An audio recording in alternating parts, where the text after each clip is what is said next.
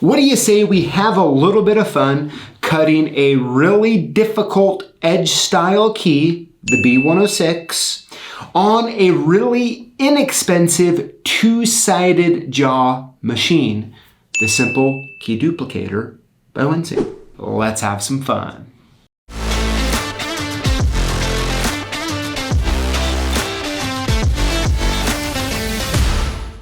All right, so I'm gonna take the camera, I'm gonna pop it on top of that machine, and we're going to duplicate this key. Now, this video actually comes from a lot of viewer feedback saying, hey PJ, thanks for showing us the Simple Key Duplicator, but we actually wanna see some a difficult key cut on it, right? And so I'm like, hey, when it comes to difficult keys, the B106 is probably at the top of the list or close to it, and I want to see if I can cut it on a two-sided jaw key machine without any adapters, and of course, let's see if it works. Here we go. All right, so here we are with the Simple Key Duplicator, and I got the B106 key, which is arguably the most difficult edge style key to cut. There's all sorts of adapters made for it. There's, you know, it's tough on a lot of people. And so I know with the amount of the comments that are like, hey PJ, we want to see you cut a difficult key on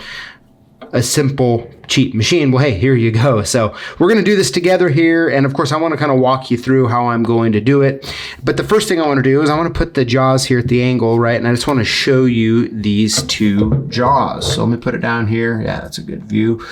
Now you can see side one here, just real basic, opens, kind of what you would expect on all side one or side A jaws. But on the side two here, that's where it gets a little different, right? It's kind of like for the more tricky keys with the different milling. What is very important for you to recognize though, is that these little pieces that stick out to help kind of grip the key in a groove, they're very uniform, right? So it has the same type of groove on the top and on the bottom. Now, why is that important? Well, that's important because the Circle Plus key here, just by looking, and hopefully if you have experience, you know what I'm talking about, these are not like uniform grooves. They're kind of at an angle here. Let me put it on the edge here. Hopefully you might be able to see that.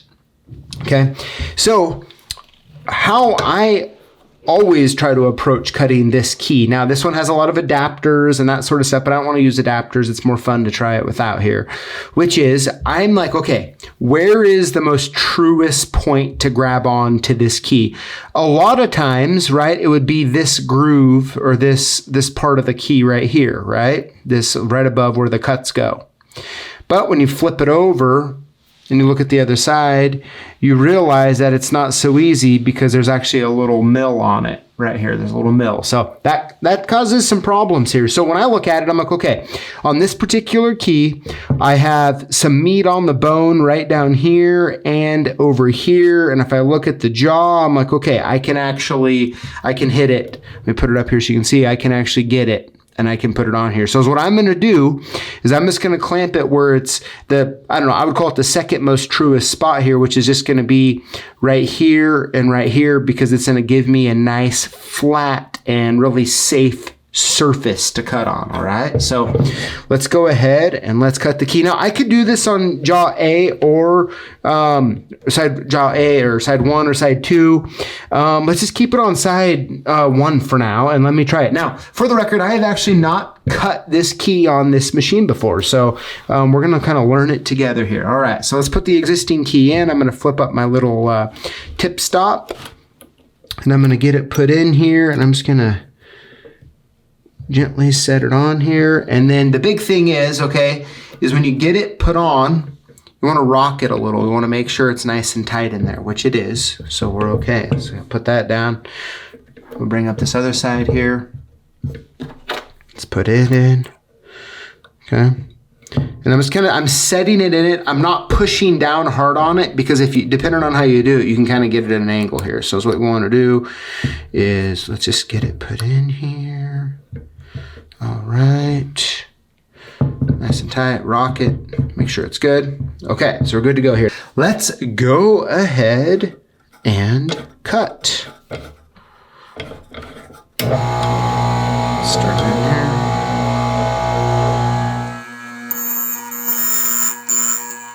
Okay,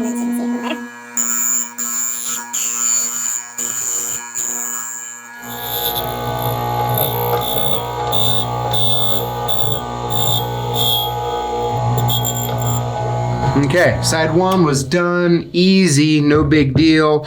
Now this machine doesn't have a little brush on it, so I just have a little tiny one here. It's funny how simple things can get the job done like that. There we go. All right, side two, all right? So I'm gonna put this key over here. Now, if you've ever duplicated keys before, especially these type of keys, you know that side two is the spot where you'll typically have the problems, right? Because there's less meat on the bone on this side here, and that's, you know, what's gripping the key. So once again, I'm gonna flip it over, I'm gonna put it in just nice and tight. I'm gonna rock it a little bit. Make sure it's good, which it is. So we're gonna drop this down. We're gonna cut the other side. Now you're gonna see me do it a little different here because I wanna put the least amount of stress as possible on that key. So instead of just letting it all the way down, okay, I'm gonna hold it back and I'm gonna do it in 2 passes. Okay, see that? Now I'm just going to bring it back really quick, and I'm going to do it again this way and then come back. Okay?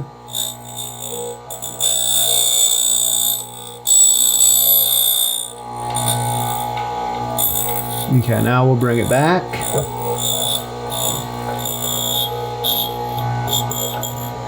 All right, there we go. So that is how you're going to want to cut these type of keys. Once again, grab a little brush here, hit it. And there we go. Now, of course, the last thing we have to do is make sure it works.